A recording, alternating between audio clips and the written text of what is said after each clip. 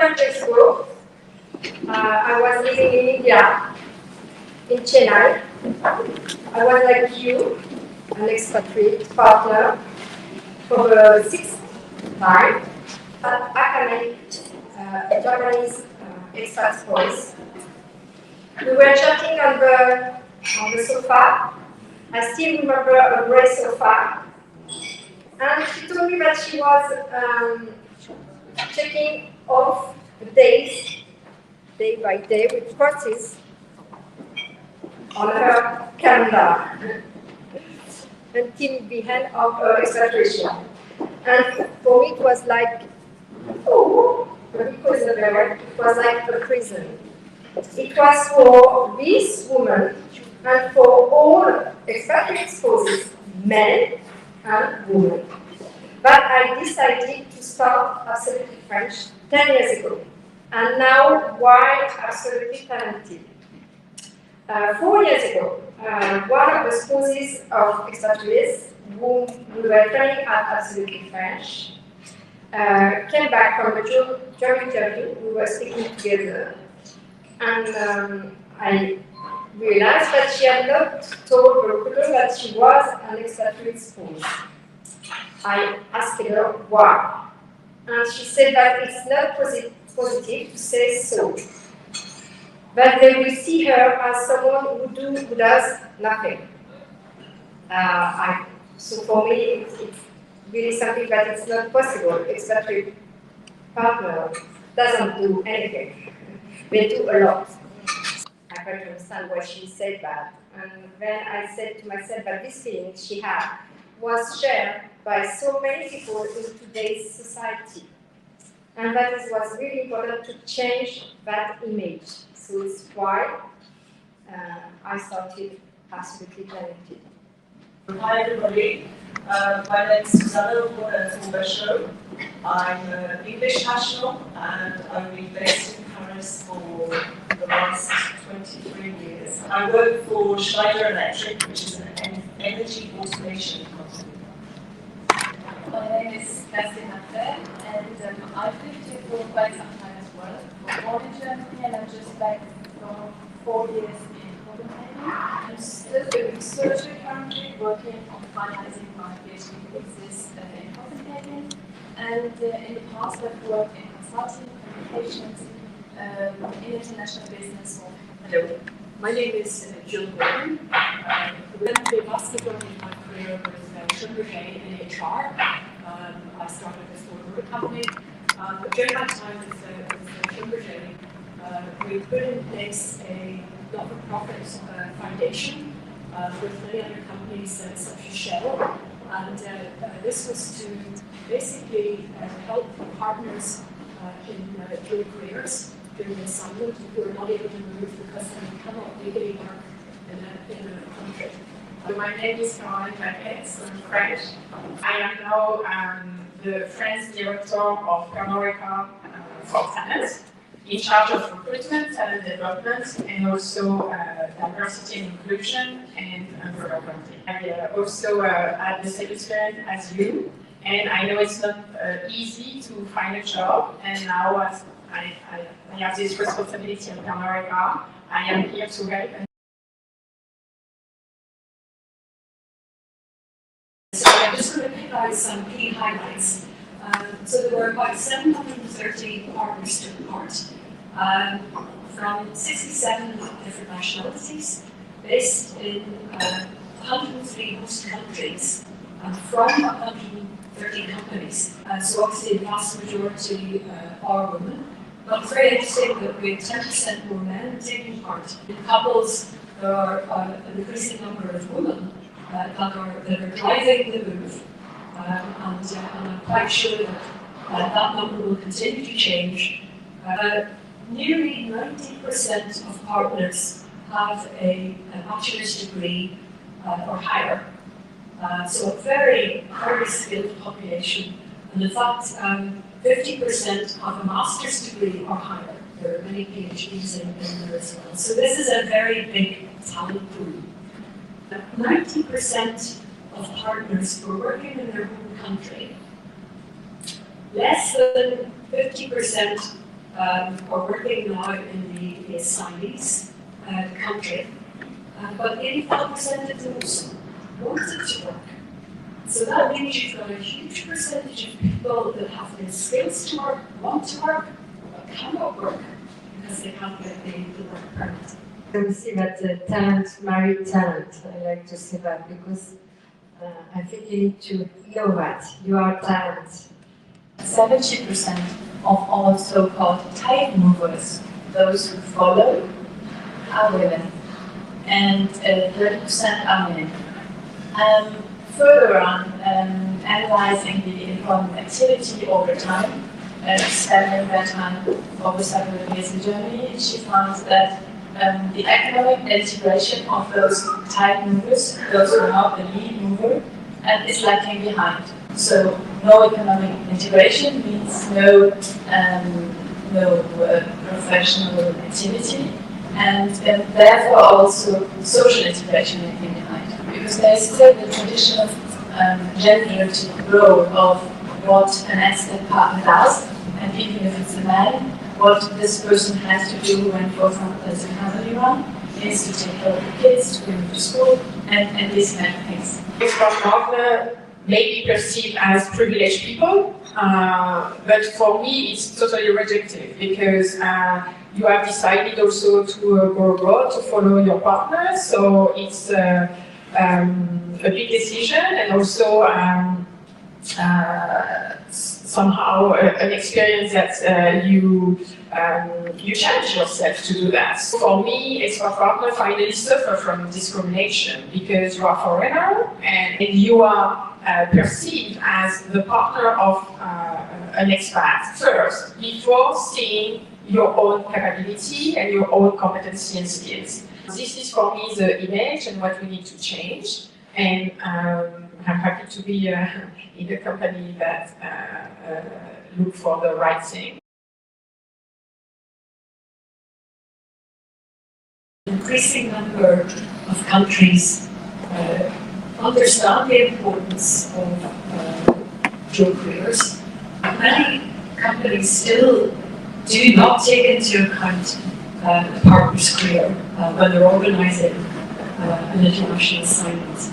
The vast majority of partners, 80% of them, said that they had had no opportunity to share their concerns with their partner's company, and they felt completely left out of the process, even though obviously they play a key part in the successful assignment. And so I would strongly recommend that they include partners in the recruitment process. I would strongly also recommend that they provide in assignment services, such as we talked about, to support the partner through the process of finding a job and integrating. I know there's a cost to that, but that will be recouped many times over if the assignment is a success. The International Dual Career Network, which is a network really providing opportunities to connect both with other people in the same situation, other partners and spouses, and also with companies, and look into professional opportunities with some of those companies as well.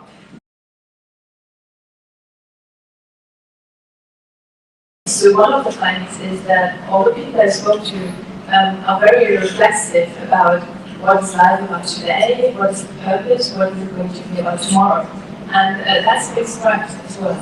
And so, which you can use when being in a job interview or when taking a position in another country. Another important skill is self-regulation.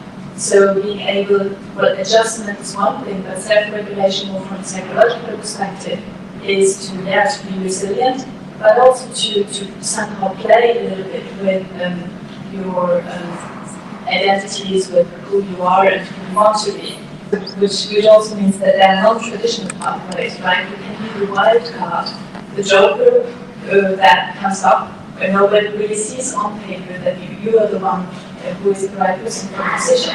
Spouses and partners of the definitely a highly diverse talent pool with inherent, obviously, international scope and skills. When you go to another country, that country's not really sort of expecting you to show up, right? And so you need to be able to think about what you can do, what you can offer, and how you can maybe pivot and do things that you just would never have considered in your home country. The first skill is to really reflect on is self-awareness, because you need to know yourself, to know what you could do and think about what you could do. I think adaptability, and Kerstin, you were talking about that as well, the capacity to adapt and pivot if you need to pivot, right? The other one that I would say is the networking skills. That's what we're all here today to do, right? Because you can't find something unless you start talking to people and get out there, right? Sometimes it's okay to also say, look, at the moment I want to have a pause and I want to focus on my family and I want to get to know the language and I want to integrate and make my network.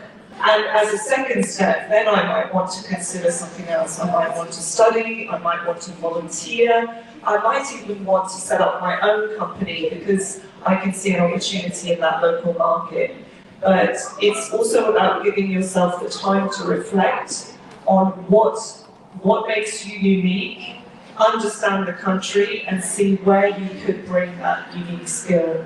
The partner and spouse community is really a community that offers quite a lot of flexibility, and that's quite attractive.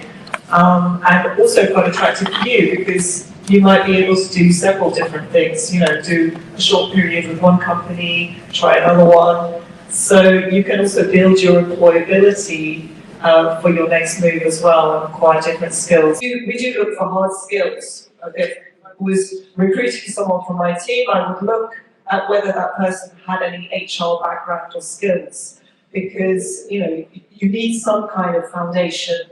And then I would look at the soft skills like adaptability, potential to acquire some hard skills if some of the HR skills we're missing. Sometimes we're looking for skills that are an addition of lots of different types of experience.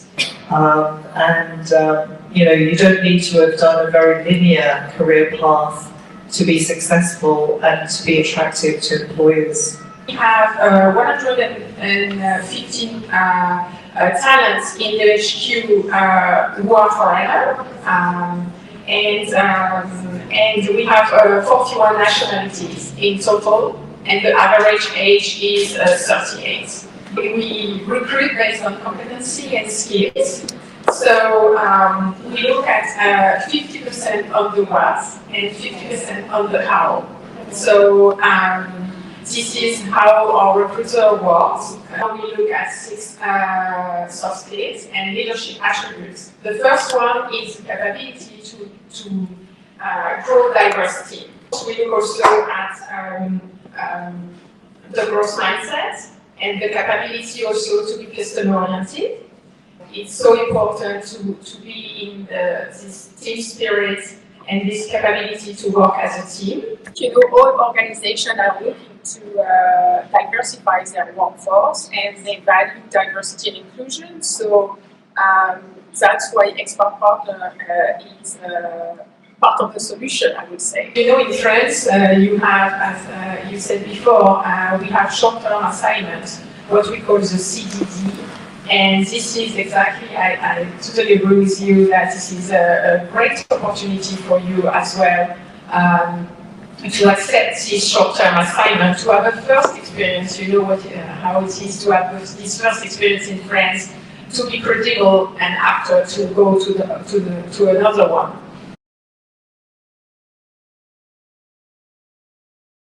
I always told absolutely when we arrive in Absolutely French that don't forget the cultural shock, because it's also part of the process, and all expat partners and all expatriates live it, feel it. So, but when I moved, nobody told me before, so, but it's important to know that you will have a down and everybody has it. Yeah, having learned that even during long periods of frustration, there is always sunlight, and there is a back and forth between enthusiastic moments and much more frustrating moments, and that when you look back, it all makes sense. Sometimes you have to wait for some time before making sense of it. What makes an expatriation successful? Obviously, maybe it's the fact that you will find a job and both of you, your partner and you, are going to work for some time in France. But maybe it's not, and maybe it's about just the bits and pieces of the different learnings that you take with you, or a new friend, or maybe a few words of French.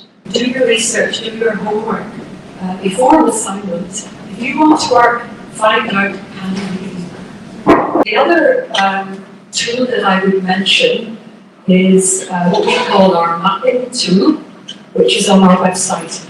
And this shows the current position of many countries around the world and where they stand on work permits for partners. This mapping tool also shows the position not only for married partners but also non-married partners and same-sex partners and working age children. We are building it up. There's still a lot of countries that are not covered, but we have somebody that's just joined the team that will be adding a lot more countries to that. Thanks a lot, and thanks. We will make things happen. Thank you.